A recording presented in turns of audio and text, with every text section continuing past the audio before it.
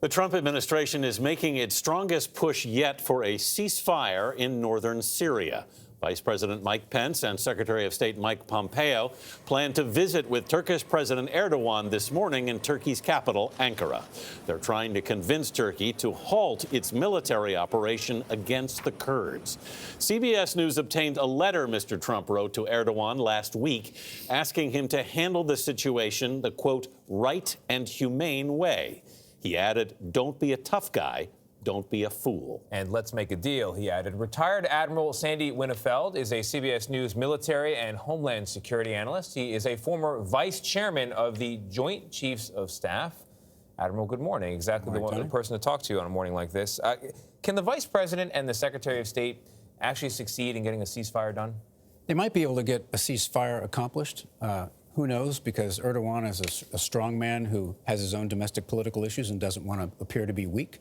But even if they're able to accomplish a ceasefire, there are a lot of other things that are a problem at the strategic level with this deal. Very unusual letter that the president apparently wrote to the president of Turkey. The language was odd. The posture of the American government was odd. What struck you?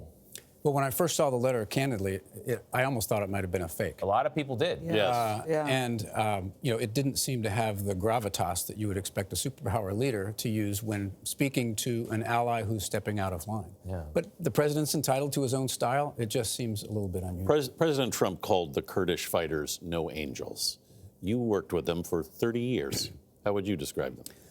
The Kurdish fighters, there's a long history here. Post-World War I, they were guaranteed a homeland. They've been betrayed many times ever since. We began our closest relationship with them in 1991 when we sent them humanitarian aid after the first Gulf War, and they never forgot that. And they've been very loyal allies and friends since, have supported us in numerous operations in Iraq, and now they've been fighting and dying to the tune of 11,000 Kurds who have essentially been working on the ground against ISIS, who is a sworn enemy of the United States. He also said, though, that the Kurds are safer now.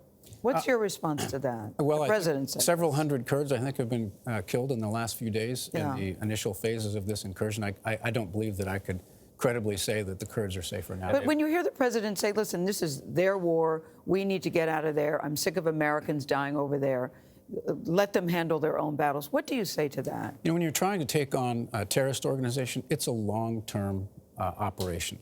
And so the important thing is to make it an economy of force operation, where you find a partner on the ground who's willing to fight your enemy, and you support them, perhaps with some special forces, with a lot of air power. That's economy of force, and you have to sustain that if you're going to win something. Can we fix this effectively? It's going to be very difficult to fix this. It's essentially irreversible because the territory that we're leaving is very rapidly going to be filled in by Syrian forces that are supported by Iranians and Russians. And the Kurds have switched their alliance over to that. So it's essentially irreversible.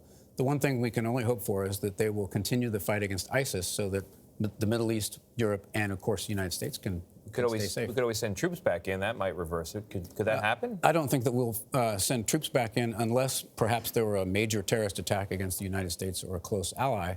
That ground is gone now. We handed it over for free.